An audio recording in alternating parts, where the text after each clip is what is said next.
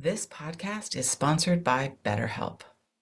After experiencing trauma, I went to therapy, and my therapist guided me through a difficult time in my life. They helped me understand what was happening and provided me with tools to cope and find my own strength and resilience.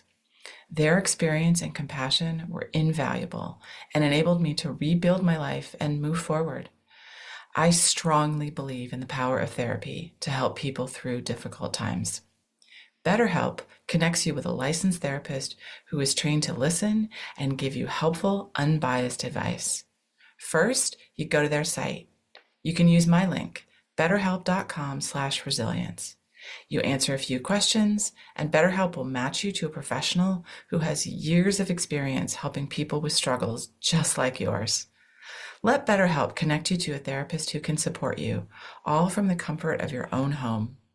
Visit betterhelp.com/resilience or choose podcast, then notes on resilience during sign up and enjoy a special discount on your first month. Managers like to be able to be a point of refuge, a place of, I can tell you the answer and I can give you this information and you can do what you need. I think sometimes it's being okay to say, you know what, I really don't know what's going on. As soon as I have information, I'll share it with you. And showing a bit of vulnerability. I always love when managers can be vulnerable with employees because it shows that they're just as human and they have just as few answers sometimes as we do. Hello, and welcome to Notes on Resilience. I'm your host, Manya Chilinsky. I have two guests today, Keri Ohlrich and Guenther. They are the co-founders of the Abbracci Group, and they share a passion for helping people transform and become their best, most authentic selves. They do this through projects in people and talent, coaching, talent management, and they are the authors of the book, Whatever the Hell You Want, which I love that title. And they're the hosts of the podcast, The Breakout. I really enjoyed my conversation with them.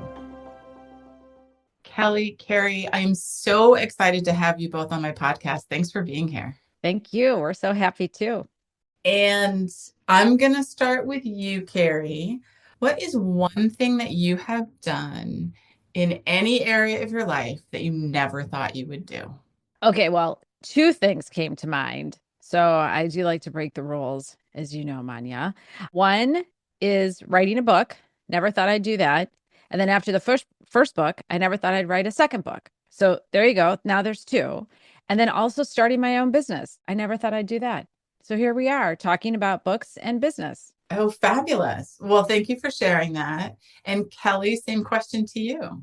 For me, definitely writing a book. Never thought that was in the cards for me. Certainly starting a business. And I would add a third, is moving across the country. I never thought I would do that. And it's the best decision I ever made. But what's so funny about that, I have to say, is Kelly, when she was talking to my husband a long time ago, he asked her, if you were to move, where would you ever move? And she said, California. And again, seemed like that is a ridiculous dream and whatever. And now where are we? California. Yeah. Oh, that's amazing. Yeah. And you together, you said three things that are a lot of things people don't think they're ever going to do because they are hard. Starting a business, writing a book, moving across the country, each of those is something hard to do. So congratulations for both of you for doing something difficult and bringing your amazing thoughts and wisdom and business into the world. Thank you. Let's dive in. And Kelly, I want to start with you. Why do you think compassion and empathy are important to bring into the workplace?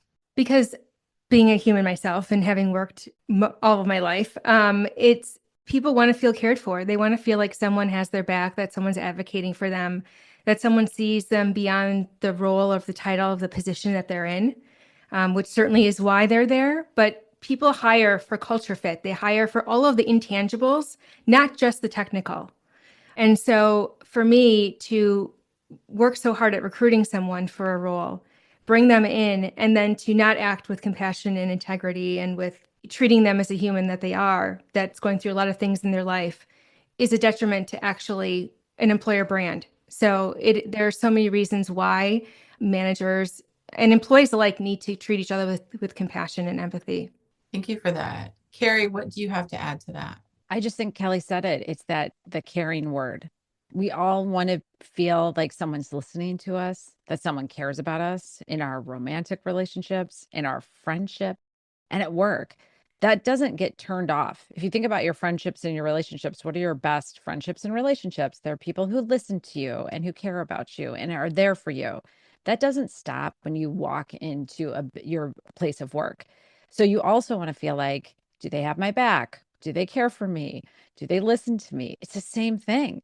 And when Kelly and I do employee engagement surveys, one of the questions is, doesn't my manager care about me? Am I listened to? And you will see in the written comments, my manager doesn't care. My manager takes credit. My manager doesn't listen to my good ideas. So it doesn't change. And it's really hard to do. Don't get me wrong. But that's really what people want. And they'll put up with a lot of stuff if you care about them and you listen to them. Right. Well, to dig a little deeper, Keri, why do you think we still are having the conversation about how important this is, and you're still getting those kind of responses where my manager doesn't really care about me? Let me take just the first part of it. It's really hard to do.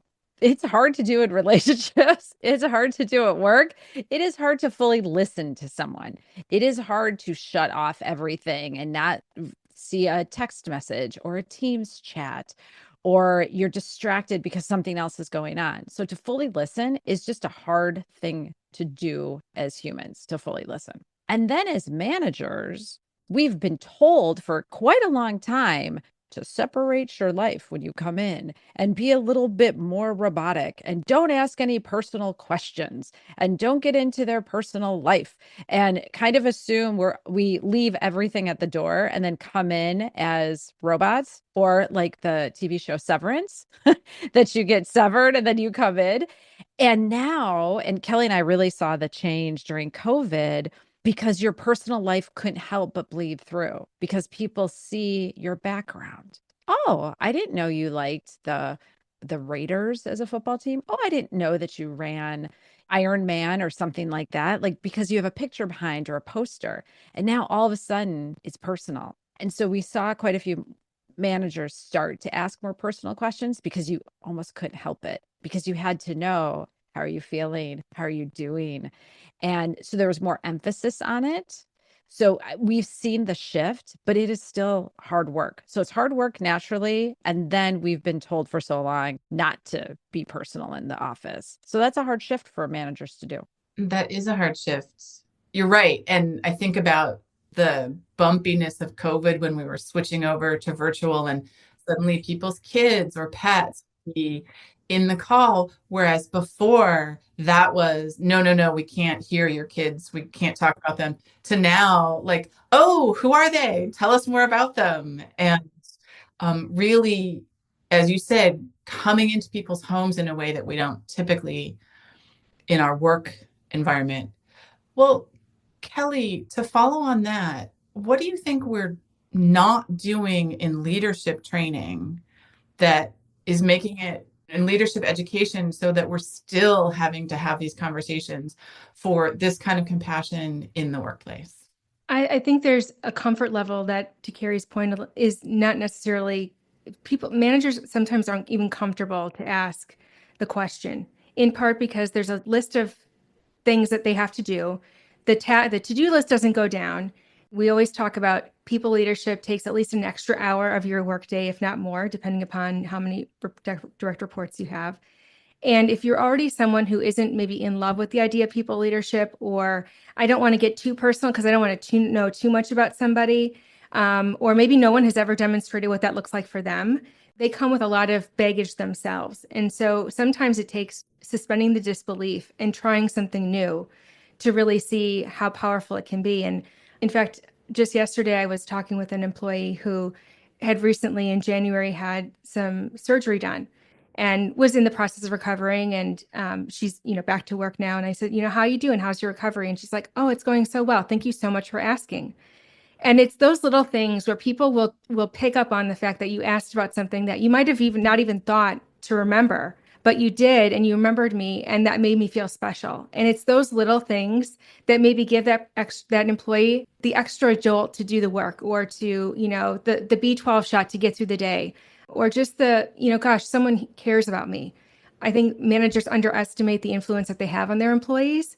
And if they only stopped and took a minute to think about what that one simple question could be, it could change everything. Yes. And I appreciate you mentioning how it doesn't have to be a huge change. Just to start with, I know someone who works similar kind of things that we do and says that so many times she'll have employees say, nobody has ever asked me what works for me, what I want, what I need. And just the fact of asking makes them feel cared for. Yeah. And when I've asked managers why they're struggling, or what prevents them from doing it, they'll often say, well, I don't know what they're going to tell me. And I'm like, so what if you don't know you don't have to know the answer. They're telling you about how they're feeling their day. They're just asking you to listen. And you don't have to come with the answer to every question. And if they do tell you something and you feel like you need to do something about it, talk to HR, talk to your manager, talk to someone else. But sometimes people just really only want to be listened to. And you don't have to come with a game plan strategy of how to have a one-on-one and asking somebody, how are you doing today? Like, you don't, and I'm a planner and I'm a structured person. So if I say that, I really think that you can give it a shot yourself. So to answer your question, all the training in the world, you could give it to somebody, but if a manager isn't feeling comfortable themselves asking the question, it doesn't matter how much training you offer. I just want to add two things to that, Kelly. Help. One, as managers, we're taught a little bit too that we have to have the answers. So if the employee comes to me and has something, I have to figure it out. And I can do that if it's a Microsoft Project Excel sheet type of thing, right? And it's very specific to my technical expertise. But feelings, or what if they're just sad today? Oh God, what do I do? And so that's one reason people don't want to ask too, because I feel like I have to have the answer immediately. I can't say I don't know, or just, oh wow, that's tough. And that's it. You don't have to solve the problem. You just have to listen, like Kelly said. And then I think one thing that Kelly and I talk a lot about is that self-awareness.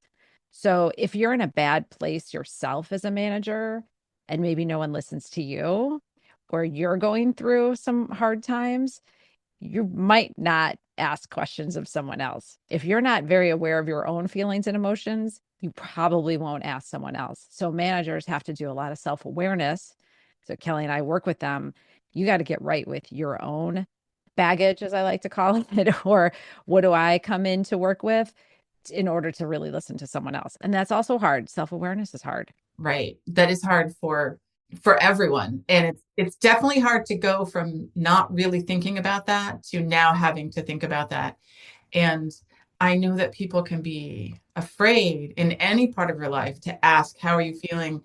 Because none of us like difficult conversations, or they wouldn't be difficult. Right.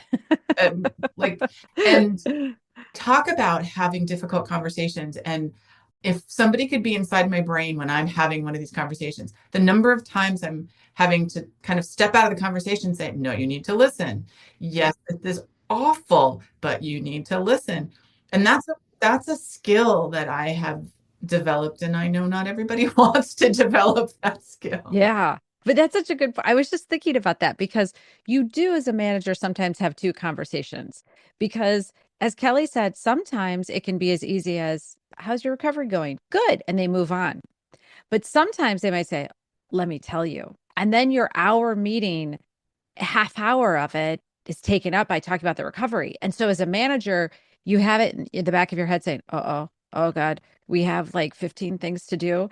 And you have to quickly be flexible, because if this person can get it out and talk to you, I guarantee then they're like, oh, okay. And then they can focus for the rest of the day. If they can't get it out, then it might hinder their ability to do their work. So as a manager, you do have, Manya, just like you said, you have this whole conversation going behind you saying, okay, keep listening, but the work will get done. I swear it will get done. You kind of have to trust it. I'll listen, and then we'll quickly pivot and talk about what needs to get done. But you are having two conversations. You have two people in your head, really, as a manager. I'm lucky if I only have two people in my head. So I talk about trauma, and this is something that not a lot of people hear about. So many people come to me to share their stories because now I'm someone who they know they can trust and they can listen to. And I have heard some stories that are incredibly difficult. And I think about this conversation in my head like, oh, I don't ever want to remember a word of this difficult thing this person is saying, but I have to be here right now and I have to listen. And it can be quite difficult. So, Kelly, we are in a unique time in terms of our political and social climate. How do you think that is impacting leadership styles in organizations? Well, I think there's a lot of uncertainty, and your emotions, I know my emotions can change if I choose to look at the news or not. And so I've chosen to really remove myself from looking at news for the most part, because for me, it's largely depressing. And I want to be the best version of myself for the people I work with and bring the best part of who I am to the table. So for me, someone had once shared with me the expression protect your peace. And so what is it that you can do to protect yourself from things that you know are probably going to influence you in ways that are not maybe as positive as you'd like, but yet it's still being able to be present and realize that there are a lot of people who are struggling with this. If you're struggling with it, there's probably a lot of people who are struggling with that very same feeling. And I may not be bring my A game every day, even before all the political stuff that we have going on. It was normal for people to maybe just have a bad day. They slept horribly the night before, or their kid was keeping them up, or whatever it is. So I think that with a tremendous amount of uncertainty, again, managers like to be able to be a point of refuge, a place of, I can tell you the answer and I can give you this information and you can do what you need. I think sometimes it's being okay to say, you know what, I really don't know what's going on. As soon as I have information, I'll share it with you. And showing a bit of vulnerability. I always love when managers can be vulnerable with employees, because it shows that they're just as human and they have just as few answers sometimes as we do. And so when you can expose and share a part of yourself that is vulnerable to an employee, I think it really creates a stronger relationship. The connection to manager is the number one reason why people leave jobs. And so to be able to give yourself the opportunity to not have the answers, I think is even more humbling than it is to have the answers. So I don't know if that answers your question completely. That does. That does. And Keri, I'm so curious about, because Kelly, you mentioned vulnerability, which I think is such a key, and it's so difficult for not just managers, but for us as people. And Keri, what do you think about the concept of vulnerability and why it's so hard, especially in a work environment, to open ourselves up like that? Yeah, well, it does go back to how we were originally trained as managers. So you're not supposed to show vulnerability. You're supposed to have the answers. You don't cry. You don't do anything. And I think now, when you mention environmental issues, political issues, Kelly and I are in Southern California. So we had people, clients who all the fires. So think if you show no vulnerability as a leader, right then. Like, people are in a horrible state. They're in a traumatic state. They've lost their homes. They have no good drinking water. They don't know what's going on. And as a manager, you're like, okay, we're going to get to work today. What? So, like I said, we have clients in the LA area who are absolutely impacted, and it continues to impact them. And the manager, one of the managers is so lovely because she just talks to people and she's like, I know it's hard. This is what we're doing. We also have to provide service to our community. So how can we do that? And I guarantee those employees are like, oh, she understands. Now, it sucks. It's horrible, but we're all going through it. And so that vulnerability, that's big vulnerability. But even a smaller vulnerability, like Kelly was saying, sharing, protecting your peace. So maybe I don't look at news during the day. Maybe I make sure I'm getting good sleep.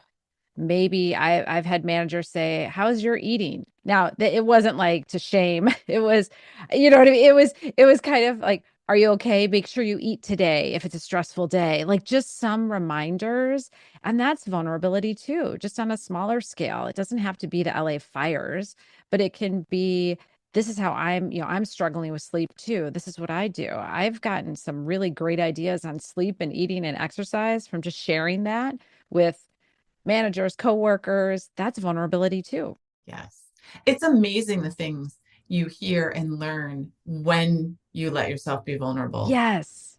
In almost any context, I feel I've learned so much from, being open about what's going on with me. And I'm curious, we'll start with you, Kelly, and then I'd like you to answer too, Keri, but that makes me think about the concept of boundaries. So, we're talking about leaders and we know they already have a lot on their plates. And then we're saying, you also need to be vulnerable and you need to have compassion and you need to listen to your employees. Where do boundaries fall in all of this? I think it's important to establish them. One, because if you don't model the behavior, employees will have a difficult time modeling the behavior and actually feeling comfortable doing the things that maybe will help them protect their peace. So if I, as a manager, am emailing at all hours of the night over the weekend, and my expectation is, and I maybe have no expectation that employees get back to me, but here we have employees who are feeling the need to email at midnight or Saturday afternoon when they should be enjoying their weekend and just having some downtime, assuming that it's not an urgent crisis.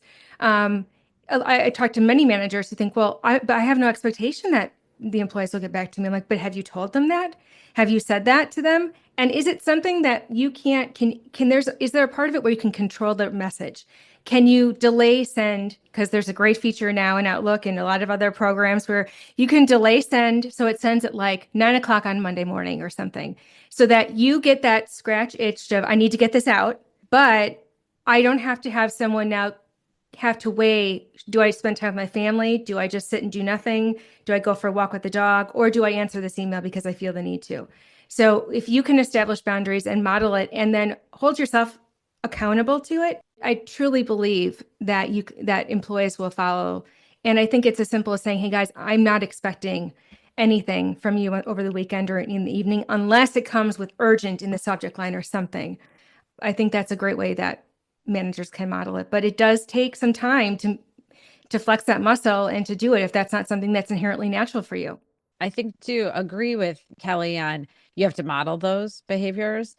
And and then I was thinking too of people who maybe then they take up your entire one-on-one talking about their recovery from their, injury. And then I have an issue with my kid and the entire hour now is spent. And as a manager, you're like, okay, I asked, I'm listening, but there's no work getting done. Uh-oh. Now I violated this boundary of just all we do is talk about personal stuff. And so I love as managers, make sure you have goals, because even at the end, you can still take 5 minutes and say, thank you for sharing that with me.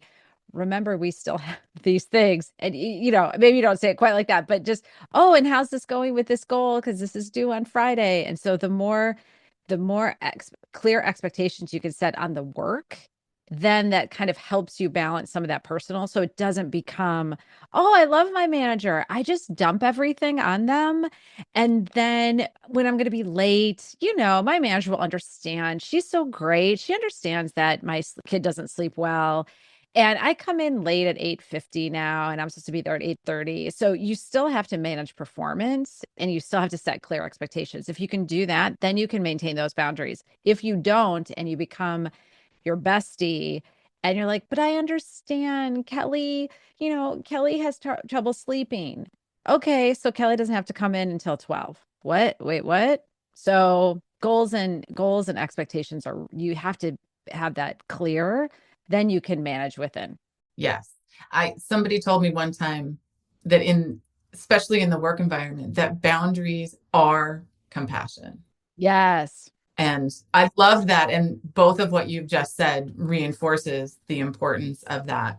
So, Keri, we'll start with you. What do you think is the biggest risk organizations face if they don't embrace compassionate leadership?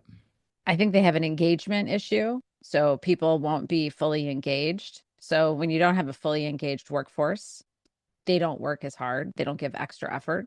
Your productivity is less. Then if your productivity is less, you don't have as much revenue. We all have examples galore, I'm sure, of customer service when you call and you think they hate their job. It just comes through. versus when you have someone you think, wow, they must love working there because they just have a great attitude and maybe the culture is pretty good. So they might not see it immediately, right? They might not see it immediately, the company meaning, but if you don't have leaders who care and don't act like good kind of humans, then there will be a downstream effect. You will lose customers, you'll lose clients, you'll lose revenue. It might not happen right away, but eventually you will. People just don't want to work there. Right. Absolutely. Kelly, what are your thoughts? I think the discretionary effort definitely goes down. Some people will go to the ends of the earth, but they might just say, you know what, this is a 9 to 5 job for me. I'm not really going to do any more than I have to. Their heart may not be into it. So where they might have given 100% in or 120% in something, a B is good enough. I'm not going to really do extra. I'm not going to go and do all of the normal things I would normally do. Maybe I'm not going to have as many meetings, or I'm going to cut out at 3 o'clock on a Friday rather than. So people make choices themselves, and it comes through in the work product. It comes through in the relationships they have or don't have with people. So the performance can take a hit, unfortunately, because of those very things. So again, I don't think managers really quite realize that employees look to them for everything. Whenever a message is received, whenever a message is sent from like a CEO, or they look to the manager, how should I respond? And if you're like, oh, God, this sucks. I mean, your employees are going to take that same bent. They're like, oh my God, I'm scared. I'm terrified. And that's the last thing you want to do is instill fear unnecessarily. You may not have all the answers, but you still, as a leader, need to model, courage and listen, I'll get the answers for you. I'm not exactly sure what this means, but let's just continue doing the great work that we do. And as soon as I have information to share, I'll let you know. It does take extra time to think about that, though. You probably do want to go in your office and say, oh my God, have that with a trusted group of people that you can be like that with, but not your employees, because they need to see the version of you that is modeling what it means to be a true leader. Right. And I appreciate that throughout this conversation, we've talked about that it's okay for leadership to not know the answer and to be honest about that. And I do see there's such a fear of saying, I don't know, or admitting you don't know because we're afraid of what it says about us. Yes. Yes. It is so, especially the higher up you go, Mm-hmm. because you're supposed to have all the answers. Yeah. And if you don't, then people are like, well, why are you in the C-suite? Why are you a director? You don't even know. Ugh, why are you there? So I get it. It gets tougher and tougher. Absolutely. So you guys, we're at the end of our time. And Aw. I'm crushed by this because I so love talking to you, and we could make this a multi-hour podcast episode, but we're not going to do that because I keep them short.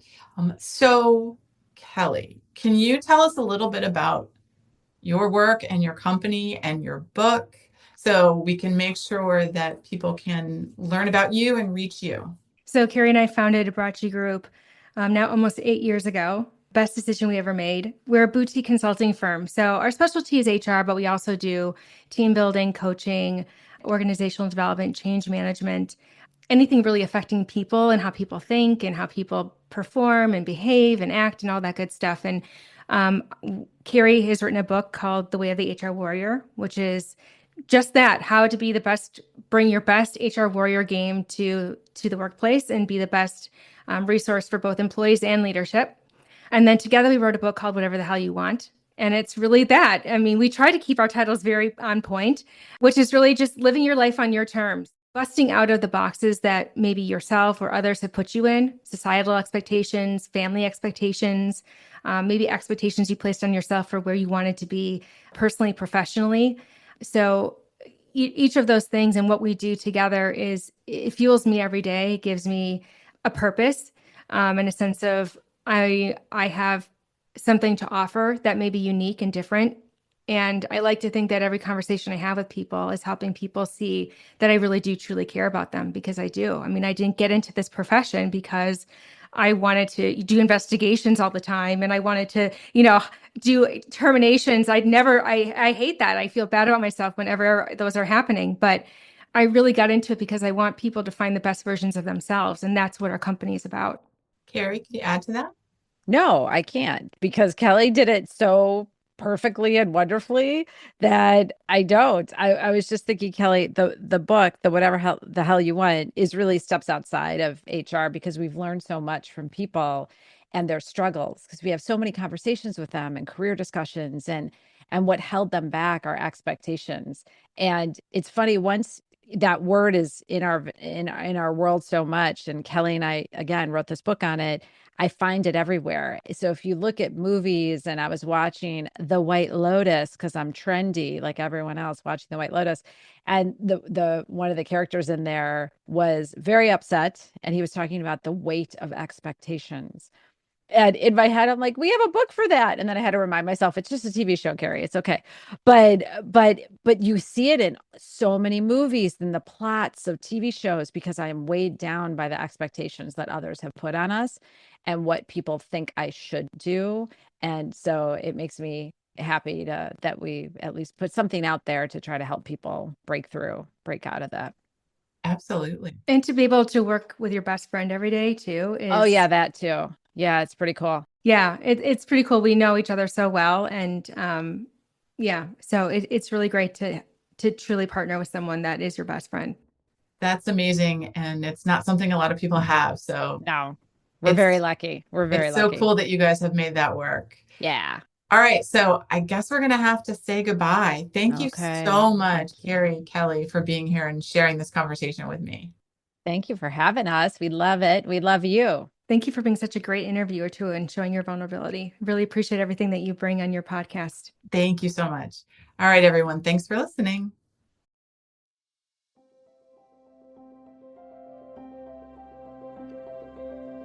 Thank you for listening. I'm Manya Chilinsky. I help organizations build compassionate, resilient teams that thrive by creating environments where well-being is at the core. Often people reach out to me during times of crisis or significant change, but the truth is that building a healthier, more supportive workplace can prevent issues before they arise and empower your teams to thrive no matter what challenges come their way. If you're ready to make a meaningful change, I'd love to connect. If you haven't already done so, please subscribe, rate, and review the podcast on Apple Podcast or your listening platform of choice. It really helps others find us. And if you'd like to continue the conversation, connect with me on LinkedIn or visit my website, www.manyachilinsky.com. Thank you for being part of this journey with me.